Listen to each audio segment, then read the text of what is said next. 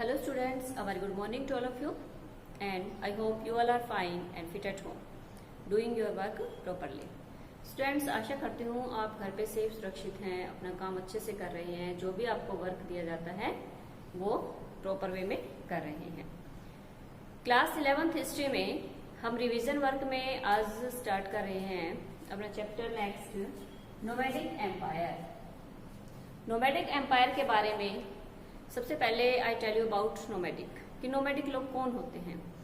तो नोमैडिक लोग वो होते हैं जो एक स्थान से दूसरे स्थान पर घूमते रहते हैं, यानी कि उनके बारे में हम कह सकते हैं कि जो यायावर हैं, जो एक स्थान पर टिक कर नहीं रहते हैं। तो उन्हीं के आज एम्पायर की बात करेंगे हम कि किस प्रकार से जो नोमैडिक थे उन्होंने अपना एम्पायर स्टैब्लिश किया था। उसमें जो इम्पोर्टेंट क्वेश्चंस हैं उनके ऊपर आज डिस्कस करने वाले हैं। We have already read this chapter. तो इसमें जो नोमैडिक एम्पायर है उसको स्टैब्लिश करने वाले कौन थे? तो इसको स्टैब्लिश करने वाले थे चंगेज खान। चंगेज खान ने अपना जो एम्पायर स्टैब्लिश किया था उसी के इम्पोर्टेंट क्वेश्चंस पे डिस्कस करेंगे। सबसे पहले कौन थे जो चंगेज खान रिलेटेड थे? वो मंगोलों से रिलेटेड थे। तो सबसे पहले देखेंगे हम कि जो मंगोल्स थे, हु वर द मंगोल्स, कि मंगोल्स कौन थे। Mongols are a community of diverse people. These people belong to the Khaitan and Mongols of the east and the west they belong to the Turkish tribe। Mongols के बारे में बात करते हैं तो मंगोल ऐसी जनजातियां थी, ऐसे ट्राइब्स थी जो कि क्या किया उन्होंने कि एक स्थान से दूसरे स्थान पर घूमते रहते थे और उसके बाद उन्होंने किस टाइप से अपने जो एम्पायर था उसको स्टैब्लिश किया था। तो ये लोग कहां से बिलोंग करते थे? ईस्ट में जो ये ट्राइब्स थी वो मंचोस और खैतान थे। खैतान और मंचोस जो ट्राइब्स थी उनसे बिलोंग करते थे। साथ में कह सकते हैं हम कि वेस्ट पार्ट था जो उनका, उसमें जो तुर्किश ट्राइब थी उनसे बिलोंग करने वाले लोग कौन थे? मंगोल्स लोग थे। तो मंगोल्स ऐसी जनजातियां थी जो कि कह सकते हैं कि कबीलों से, ट्राइब से बिलोंग करते थे और धीरे धीरे यही मंगोल इतने पावरफुल बन गए कि उन्होंने कह सकते हैं कि अपना एक इतना बड़ा एम्पायर स्टैब्लिश कर लिया था कि जिसको आज भी इंडिया जो वर्ल्ड हिस्ट्री में उसमें याद किया जाता है। नेक्स्ट देखते हैं what is the mean by the term barbarian. देखो जो बारबरेन वर्ड है वो बर्बरता के लिए यूज होता है, अत्याचारों के लिए यूज होता है। तो इसका मीनिंग क्या होता है और किन के लिए ये जो वर्ड है वो यूज किया जाता है? तो बारबरेन टर्म जो यूज की जाती है derived from the Greek word barbaros. सबसे पहले तो हम देखेंगे कि ये जो ग्रीक लैंग्वेज है, ग्रीक लैंग्वेज का वर्ड है बारब्रोस, वहां से लिया गया है। उसके बाद इसका मीनिंग होता है नॉन ग्रीक। इट मीन्स जो कि ग्रीक कम्युनिटी से रिलेटेड नहीं करते हैं, ग्रीक लोगों से रिलेटेड नहीं है। Their language should like a random noise to the Greeks. अब कह सकते हैं कि उनकी जो लैंग्वेज का साउंड है, यानी कि जो बारबेरियंस लोग थे उनकी लैंग्वेज का जो साउंड है, कह सकते हैं ग्रीक लोगों के लिए एक प्रकार से कह सकते हैं कि उनके लिए प्लेजेंट रूप में नहीं आ रहा था, अच्छे रूप में नहीं आ रहा था। तो बारबेरियन लोगों को ये जो सभी लोग थे किस रूप में देखते थे? उनको एक अत्याचार के रूप में देखते थे। बारबेरियंस इट मीन्स अत्याचारी लोगों के रूप में बारबेरियंस का वर्ड यूज किया जाता है।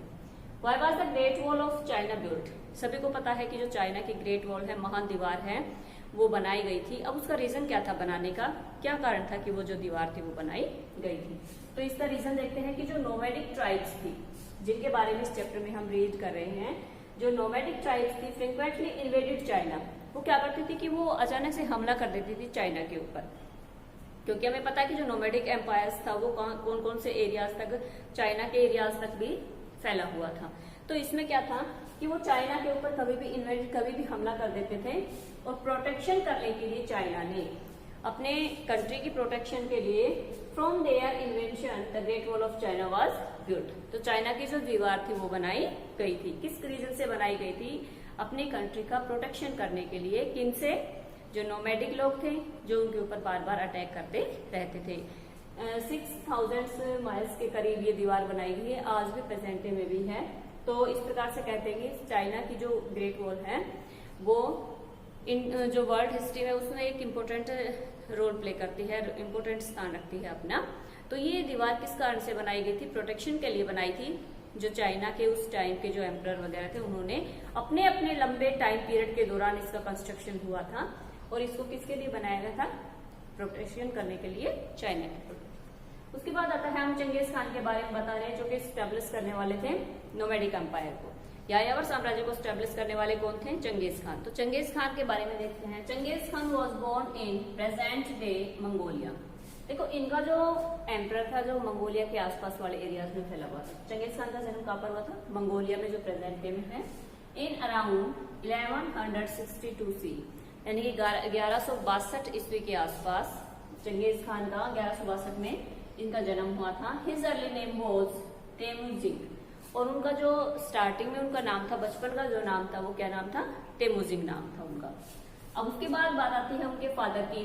His father Yesugei was the chieftain of the Kiyat tribe. उनका सबसे मेन बात आती है उनके जो ट्राइब थी, उनका जो कबीला था वो कौन सा था? कियात कबीला था। और उनके फादर का क्या नाम था? येसुगई।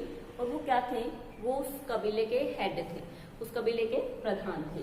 His mother's name was Oelun Eke, और उनकी जो माता जी थी उनका क्या नाम था? ओलिन इके।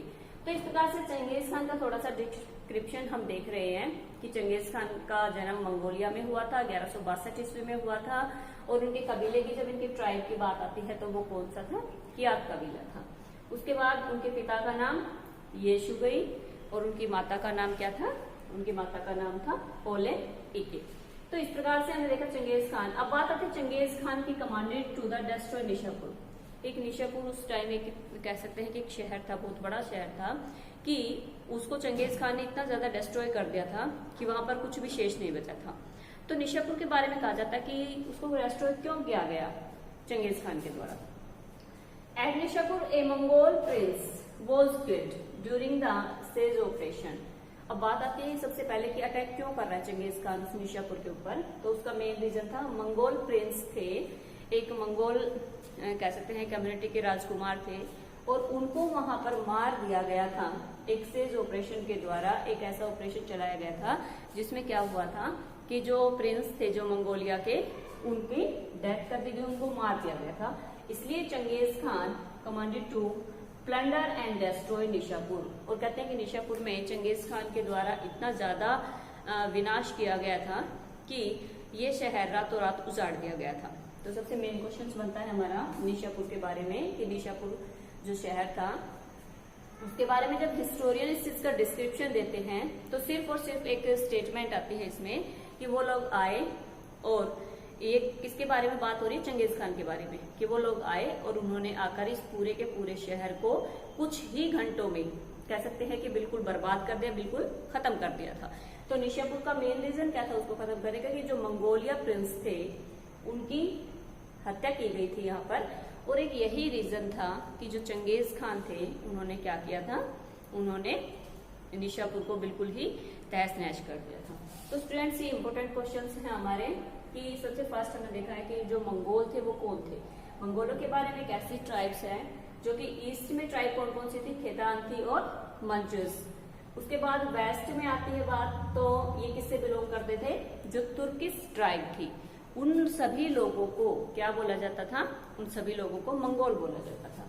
उसके बाद बार्बरियन जो वर्ड यूज किया जाता है ग्रीक लैंग्वेज से लिया गया है। इसका मीनिंग होता है नॉन ग्रीक, यानी कि ग्रीक से रिलेशन ना रखने वाले। उसके बाद देयर लैंग्वेज साउंड्स, उनकी जो साउंड थी, उनकी जो बोलने का तरीका था, वो क्या कहते हैं कि जो ग्रीक लोग थे उनको बिल्कुल भी पसंद नहीं था।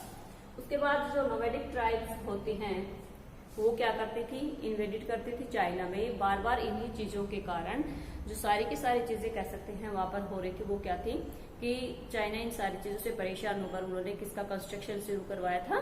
ग्रेट वॉल ऑफ चाइना का। उसके बाद बात आती है चंगेज खान के डिस्क्रिप्शन की। चंगेज खान का जन्म मंगोलिया में हुआ था, और उनका कह सकते हैं कि 1162 ईस्वी के आसपास जन्म हुआ था। उनका बचपन का नेम की बात जब आती है तो तेमुजिंग थे, और उनका जो एरिया था जहां पर जन्म हुआ था वो प्रेजेंट डे के अकॉर्डिंग अगर हम देखते हैं तो वो लोकेशन कौन सी थी? उनके मंगोलिया थी। कियात उनका कबीला था जहां में जिस कबीले में उनका जन्म हुआ था। उनकी माता का नाम क्या था? ओलिन इके। उसके बाद बात आती है निशापुर शहर की। निशापुर शहर को डिस्ट्रॉय किया गया बाय चंगेज खान। रीजन क्या दिया गया था इसका? कि जो मंगोलिया प्रिंस था उनकी डेथ की गई थी। अब उसके बाद बात करते हैं चंगेज खान के थोड़े से पॉलिटिकल सिस्टम की, कि चंगेज खान का जो पॉलिटिकल सिस्टम था, राजनीतिक सिस्टम था, वो उन्होंने बहुत अच्छा किया था। और उनकी डेथ के बाद उनके 4 बेटे थे, उन चारों ही बेटों के बीच में उनका जो एम्पायर था उसको उन्होंने डिवाइड कर दिया था। उसके बाद बात आती है, सबसे मेन जो चीज थी वो थी उनका मिलिट्री सिस्टम। उनका सैनिक प्रबंधन इस टाइप का था कि चंगेज खान ने जितनी भी विजय प्राप्त की, जितना भी उन्होंने अचीवमेंट प्राप्त किया था, वो सारा का सारा किसके ऊपर बेस्ड था? वो सारा का सारा उनके मिलिट्री फोर्स के ऊपर बेस्ड था। इसमें क्या हुआ था, उन्होंने तीरंदाज रखे हुए थे शूटिंग्स के लिए, जो कह सकते हैं कि घुड़सवार भी थे, साथ में शूटिंग का भी उन्होंने कह सकते हैं गोला बारूद वगैरह सारी चीजें ही उनकी वहां पर उन्होंने सिस्टम वहां पर अपना किया हुआ था। तो चंगेज खान के बाद की बात अगर हम करें तो चंगेज खान के बाद इतना ज्यादा जो नोमैडिक एम्पायर था वो इतना ज्यादा इन्वेंशन उसका नहीं हो पाया, इतना ज्यादा एक्सपेंडेड वो नहीं हो पाया था जितना कि चंगेज खान ने किया था। तो इसमें हमने इंपॉर्टेंट क्वेश्चंस आज डिस्कस किए हैं about the chapter nomadic empire. बाकी चंगेज खान के बाद का और उनके पॉलिटिकल सिस्टम किस प्रकार का था, उनका मिलिट्री सिस्टम किस प्रकार का था, किस प्रकार से उन्होंने जो उनका एम्पायर था उसका डिस्ट्रीब्यूशन किया था बिटवीन द अपने बेटों के बीच में, ये सारा हम नेक्स्ट वीडियो में रीड करेंगे। Okay student, thanks to all.